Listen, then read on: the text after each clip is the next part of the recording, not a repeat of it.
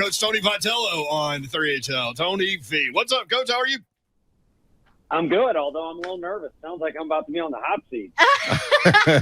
We can do that if you want to. Yeah, if you want to go in the boom boom That room, wasn't you can go. necessarily the plan, but so what's going on with you as we roll through the hot summer? You got the Major League Baseball draft. There are going to be some Tennessee volunteer names that we hear this weekend. Yeah, there is, and I'll actually be out in LA helping MLB Network with the coverage of the draft, so that'll be fun for me. But it'll be mixed emotions because you're kind of anxious about, you want your guys to do well, and then the recruits that you have, you don't want them going too early. You'd like to get them to campus, so it's a mixed emotion deal. But the bottom line is a bunch of kids' dreams are going to get fulfilled for a day, so it's a pretty cool deal. How have you kind of prepped for your appearance basically as an expert on their draft coverage? Well, first of all, I need to get in front of a mirror and learn how to tie a tie the right way. I'm telling you, man, I just leave mine tied. That's a good move. That's a good move. But no, I usually just kind of, whether it's a strength or a negative, I usually just kind of bury my head in the sand and worry about our guys. Now, there are a bunch of guys that are going to get drafted who were in the SEC or who we played against, like a Georgia Tech guy or a Campbell shortstop who was in the regional. So I haven't had to do too much yet, but I'll do a little brushing up on the projected first round. But last year they projected all these picks, and starting with the first pick, who was a catcher from Louisville, it was all off script. Love it. So it could be a wild one. Coach, you got any guys in mind that you think maybe could come back or probably just teeter in that line? Well, the portal's a magic word as it relates to that for us. There's a big one in limbo. But I do think for us the big thing is we'd like to keep our recruiting class together. I'm not so sure that we can't do that either, maybe even at 100% clip. But for our guys that are here, even Blade Tidwell, who's a draft-eligible sophomore, usually you have to be 21 years of age or play 3 years. He's only played 2 years for us. But even for him, we're cheering for him. We want him to get his money. We want him to get a good opportunity. And then if we're doing our job recruiting, it'll be next man up. So what has the recruiting trail been like compared to when you first got to Tennessee? I mean, because it just seems like these Tennessee baseball personalities are so big. I imagine that whole vibe of Tennessee baseball has opened a lot of doors. Yeah, to be honest with you, and it'll maybe sound a little, arrogant or something like that. It's not me. Like if I'm just trying to go to the bathroom in the concession stand, on the way there, if I walk from like the third base or first base area, I'm going to get stopped at least 3 times. And one of the questions might be about Drew Gilbert. And then another question might be about you guys. You could come up with some things that are topics. There's been plenty of events and personalities. It's been wild. So that's the answer more direct to your question. For kind of the average baseball person or coach, the answer really revolves around this draft got moved back to a later date so that it's during the All-Star weekend. It creates a lot of extra headaches for us. And then, the other thing is the portal madness is real in every sport, and especially this one because there's some unique things to it with our sport, especially kind of with the draft. With the portal, baseball, I don't have to tell you, baseball is huge in Nashville in terms of kids playing the sport and kids coming out of Middle Tennessee and doing big things. But is the game going toward more of a, hey, go to small college A or JUCO B before, and then you have options later instead of just automatically going to Power 5 schools? Because you guys have to hold a certain amount of scholarships, right? And you only get 11. Yeah, so right. No, it honestly is. I had a parent come up to me and say, hey, he's probably a guy that's maybe a little bit more of a mid-major and play right away and then he wants to prove he can be at a Power 5. And it's like, at first you want to say, well, what about being loyal to your school? And then at first it kind of hit me like that's the first time I've heard that. And it's here. It's real. Because I used to get coaches that or players, what if I go to this school and show you I can do well? And you'd have to say, no, that's not, you can't do that. It's not allowed per the NCAA. Well, now it is. And It's sad to say, but it's a free agent market, and I don't know that it's going anywhere. So maybe just embrace the chaos. It's a good time to have success, though, right? No, it is. You want a brand name that people know a lot about. So because the portal recruiting is much different than recruiting these young kids.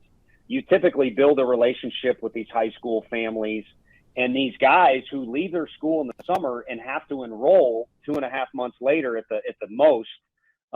They want to know. They want to know where they're living. They want to know where they're going. Mm-hmm. And since we're all talking freely on the air, unfortunately, a lot of these things happen before they even happen, if you know what I mean. Yeah. Maybe somebody already kind of maps out a plan and back channels a thing. Yeah. And, so maybe it goes down quicker than it really should. But for the most part, you don't have a lot of time to work with. So it kind of goes down quick when it does go down. Well, Coach, I'm going to preface this question with one of my favorite coaches back in the day that got the most out of me, that helped me to grow as a player, as a person, always had his players' backs, but was a super emotional kind of coach. And I know some have said the same about you, that you're an emotional coach, and some criticize you for that. What would you say to those that do criticize the showing of emotions? Yeah, I mean, I thought the first thing you were talking about was like, I hope no one knows I cry during movies or anything like that. Me too, Coach. And guess what? Yeah. Davenport hammers me for that. I hammer him for being a softie, Coach. Hey, if you sit there on the couch and it's dark and you're invested, you got some emotions going. I think I'm the only guy on the planet that hasn't seen Top Gun. But Slade, I don't know. I'm supposed to go tonight, Slade's Coach. going tonight. With me. I guess my invite got lost in the mail. Yeah, you will cry in that one. I'll go ahead and tell you. No, I kind of have my head buried in the sand or more invest into what we're doing here, and I'm not on social media. Now, there's loud enough things that make their way back to me. I don't know if that's a big issue or what type of people say that or whatever.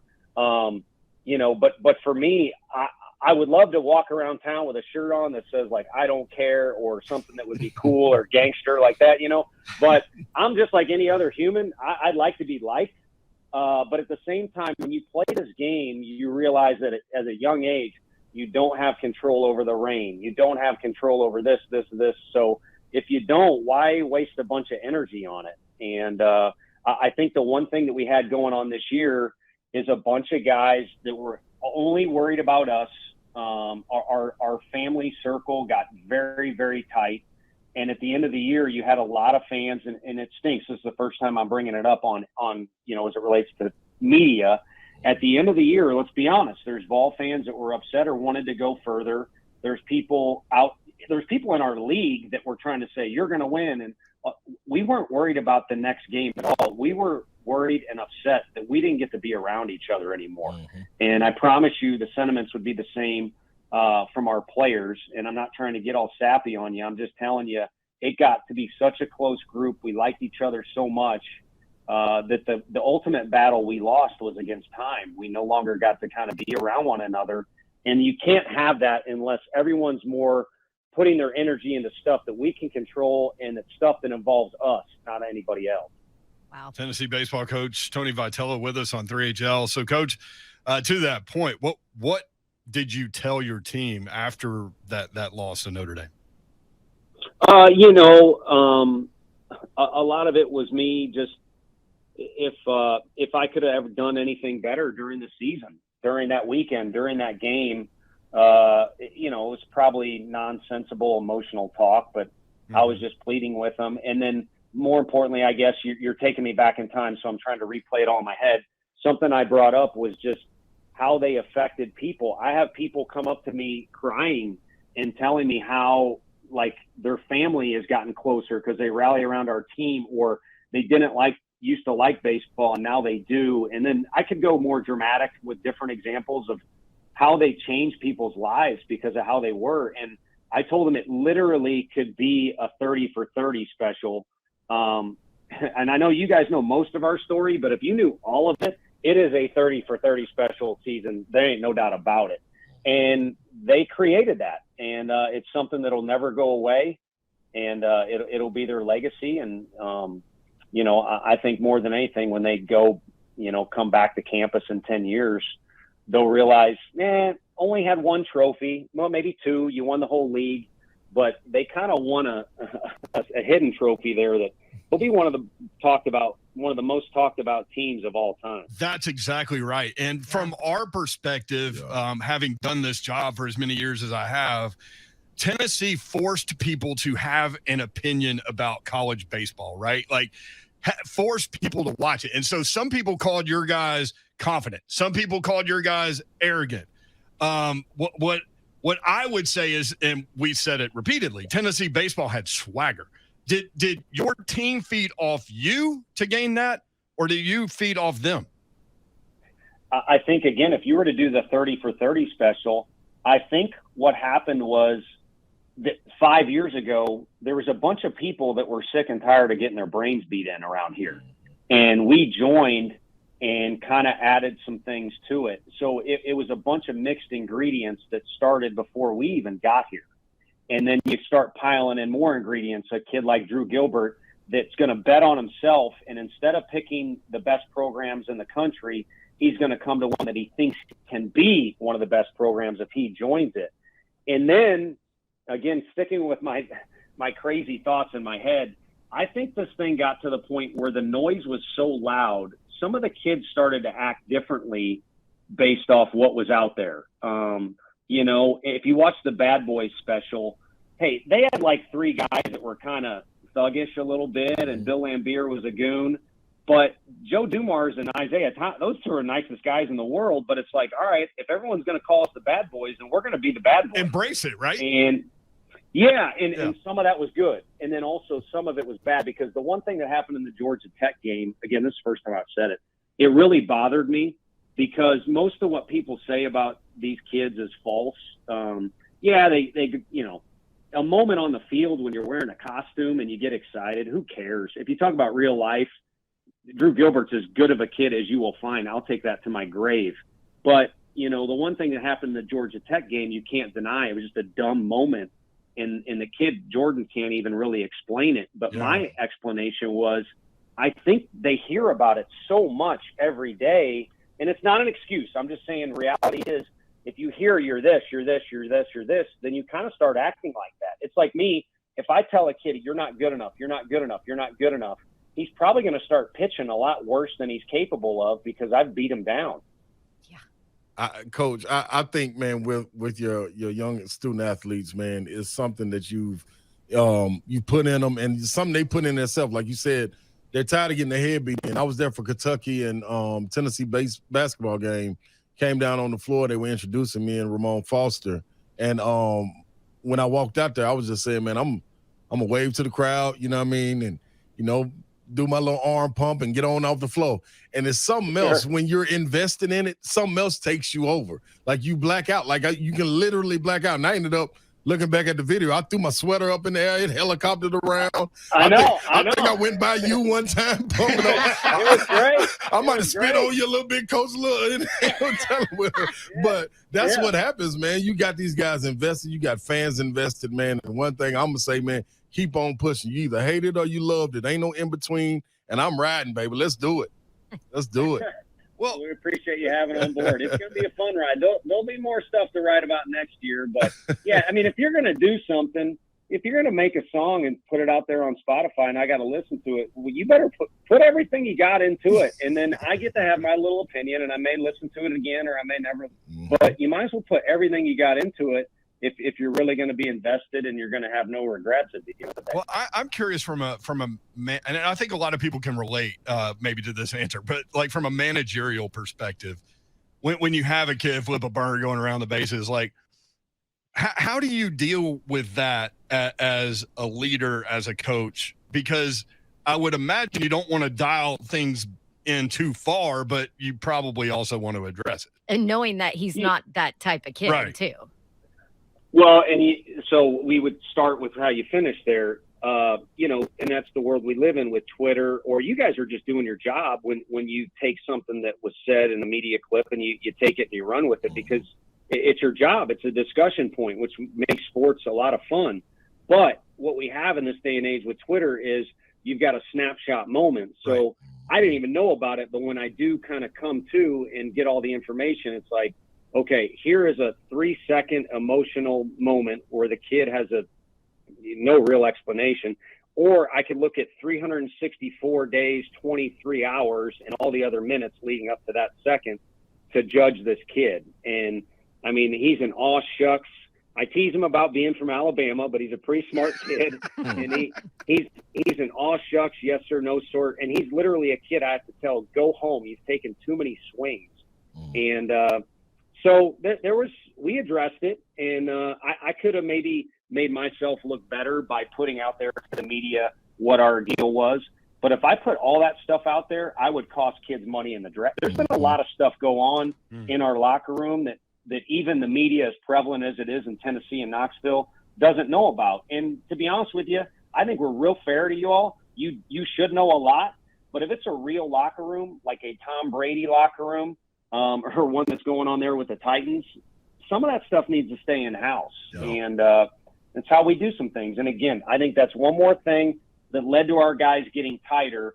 And hey, our guys are not perfect. We need to get better at some stuff. We didn't win the national championship, but there's a lot of people that see how close we are in the dugout, and they're a little bit envious of it. Yeah. I don't mind saying that, even though it's, kind of beating, pounding my fist on my chest. That's all right, Coach. You cool. You got a vest on underneath it. You beat it. This yeah. you opened up new eyes, man. I'm gonna be honest. Like going to UT, I was in tune to what was going on with baseball, but never to this point, man, to what you guys been doing over this stretch of years right here. And my eyes are open, not only mine, but younger kids, especially in the inner city, of a fun game being played. And then you also have a different perspective looked at it from old baseball enthusiasts saying that if you treat the game away, then the game comes back to you in the, it's karma in the game. What do you say to those people that, talk about the game in that fashion? No, I believe in karma 100%. So I would invite those people. And I invited a fan of another program. He emailed me, and I welcomed him to come to one of our fall practices. And including that would be what goes on in the weight room too. So there's an old saying, or there's plenty of things that refer to, you got to eat your meat and potatoes before you get your dessert. And it ain't easy to be in this program. And there's some parents that don't like me anymore because maybe it didn't work out for their son in this program, but there's a real high standards and real high level of investment you have to be a part of this deal. And if you are, what you get on the other side is the freedom and flexibility to be who you are, and the room for error, room to make mistakes. And you get to come to work every day and be around a bunch of coaches that really are just teammates. That's not, we're leaning over you and we tell you how to tie your shoes. If you want to make fun of my shoes that day because you don't like them, or you just want to make a joke, you've earned that right. If you've kind of gone through, it ain't Navy SEALs, but if you kind of go through that training period, then you're a SEAL, you're a ball, and you get to earn it. So I think we won more games than our talent last year because of karma. That's how I would reply to those people. And a lot of people wanted to label us, as good as any, talent. Man, 11.7, if I put on Twitter, which I'm not, if I went Instagram or told you guys, okay, here's 11.7, I'm going to tell you how much we had out on that field our last game or the game before or against, Florida or whoever, it would blow your mind. A lot of walk-ons, a lot of guys who didn't turn down the draft, and those guys did it because karma is a real thing, and they worked their butts off, and they played together as a team. SEC champs, tournament champs, 57-9. With all that said, how much do you still think about that Notre Dame game? Like, is it tough I know it is tough, but how tough is it to move on from that? Well, it was a series, and you hate college sports in particular, but even pro sports to come down where like it was one single moment. And fortunately, we didn't have that, where something crazy happened, on one side or the other. And then you hate to lose to an opponent that really either you don't like them for some reason, or they don't do things the right way, in your opinion, or they're not that good. And those guys, I guess they didn't have SEC money. They were still in Knoxville the next day, and I ran into a few of their guys, and I talked to the guy that I think was kind of their heartbeat of their program. And, I mean, I hope no one thinks I'm a sore loser, but hats off to those guys. The way they played and the type of kids they had made it a little easier to swallow. Let's put it that way. So, you know, and then when the summer starts, you talk about portal chaos, recruiting. We're recruiting 8th graders. You really, I mean, and then you'd also like to catch your breath at some moment and, you know, go do something fun or whatever, or see family. There really hasn't been time to do it. And if anything, when I do think about it, I think Notre Dame had a little bit of an X factor on their team because their season the year before came up just short of going to Omaha. And what I think of is when all of our guys get back and the new guys who are watching on TV get here, there's going to be a little bit of a little extra edge, a little extra spice sprinkled in that, you know, that bitterness is on our field, literally at Lindsey Nelson, not in Omaha like it was 2 years ago. And it needs to linger around and drive us a little bit. Hey, Coach, you mentioned fun. What do you do for fun? Go to Nashville. That's what we heard. On. That's what we heard. What, you go honky talking, Coach? No, I'll do it if you want to invite me. I'm pretty laid back. Again, I think people, you know, people make fun of baseball coaches because they wear the uniform. It's the only sport where the coach wears the uniform. But I kind of like it because it's an excuse. Like I said, these kids are wearing a costume, man. It's not real life. Of course, it's a big deal, especially to Vol fans. And don't get me wrong, we treat it as serious as anybody. But you got a costume on, and when I'm doing this job, I just want to make people proud, and I want to do what I think is a good job.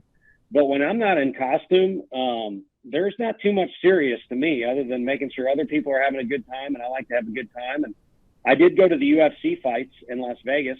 Oh, nice. And I love music, so itching to go to a show or two over there when time settles down. Go to a Titans game will be fun. I got to go to that new soccer stadium over there is what I got to do. Yeah, they have a game tonight, as a matter of fact. Geodis Park. Hop on over. Yeah. Obviously, you have a couple of unbelievable pitchers coming back. Who are some names that people might not know that might be that might have a big impact for you next year?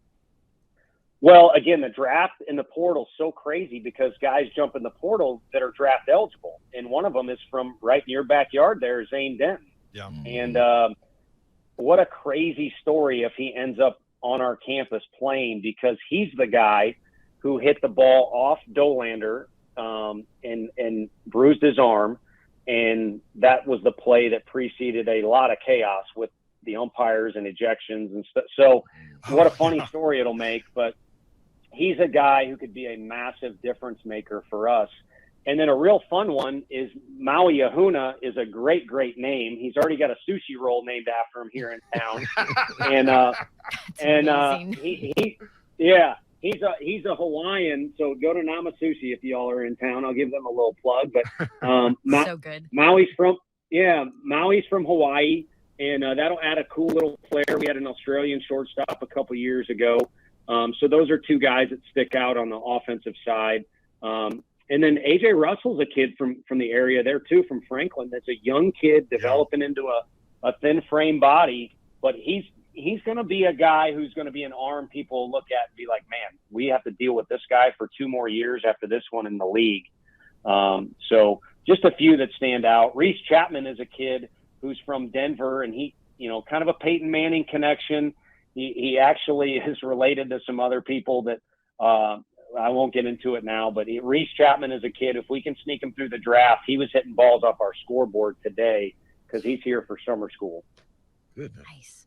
Well, you got a big transfer coming in from UConn. I don't know if that's signed, sealed, and delivered. I don't know if you can talk about it or not. I think we're literally at the moment of where I just got an email, but let's just play it safe. And, you know, we'll see what the draft happens with all of our guys. Yeah. But maybe one of the more interesting stories of the draft could be a guy who went to where Jim Calhoun used to win a lot of basketball games. There you go. I like that. How much fun did you have during the regular season and on into postseason? I know it didn't end the way that you wanted, but how much fun did you have with those guys? for whatever reason, you guys have like the Howard Stern trick going where I'm just being way too honest with you with all these questions. It's really funny that you I've just driven. I don't know if that's a compliment or what, but to me it is. I think that guy is the best interviewer out there because it's a conversation. Like and the reason why you asked that is I actually listen to him to think about how to have conversations with people because I'm just personally interested in the why and the how. Yeah. And so that's why I asked that question. Like, how much fun did you have with that group? Yeah, and you can sense people when they're with them. They're like, oh, they know they're going to – like Ben Affleck is like, he told everything. And it was like, he knows it's coming, and he knows he maybe shouldn't on some, but he's going to do it anyway because Howard's so good at it. Like, he got in but trouble anyway, for that one. that was a steep one, so that's why I threw that one out there. Yeah. For me, I've been daydreaming a lot when, you drive to Atlanta or Birmingham is where a lot of games are to watch. And it's like, I don't know. And I don't know that anyone else cares listening on air, but I don't know how much fun I had because it was like, when are we going to get punched in the mouth? And obviously we did at the very end, but we did not expect to do as well as we did going into the season if you would have quizzed all of our coaches. And then we had some injuries too. And it was a train that kept going, and it's not supposed to be that way in our league. I don't know that it'll ever be that way again for us. Maybe it will be, but I was kind of on my toes and on edge and trying to make sure the guys realize this isn't reality. And so I don't know how much I really did. The SEC tournament was the most fun, and being around the guys during non-game time was unbelievable. That's where I had the fun. But in the spring during some of the games and in between games, it was weird. But trust me, winning's better than losing. So we won more than we lost. Overall, it was a great time. How important was it for you to get a guy like Quentin Eberhard back? I hope I'm saying his name right. Director of Sports. Yeah. And Coach Q, everybody calls him life-changing, program-altering.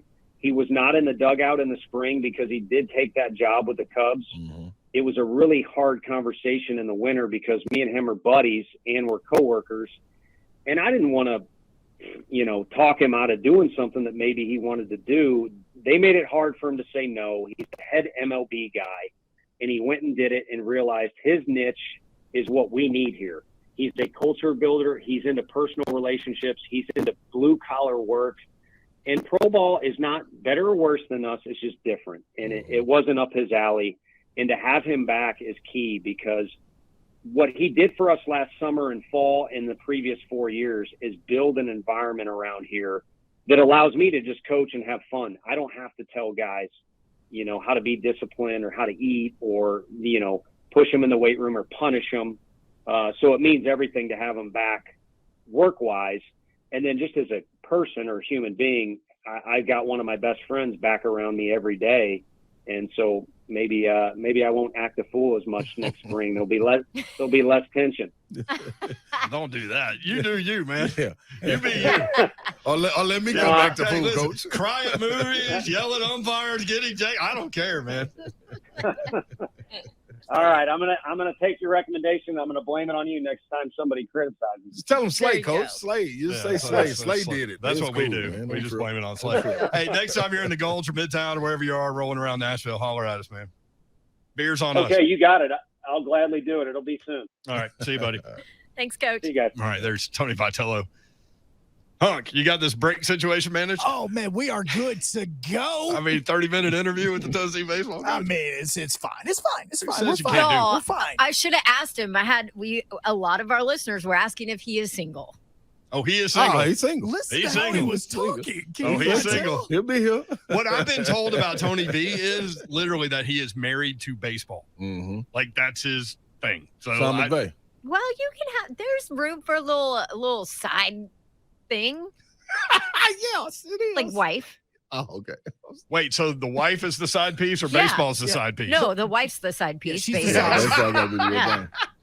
All right, we gotta get out I got a of here. prospect for him. Oh, listen to you. All right, Matchmaker. I got a friend. when I we- know somebody.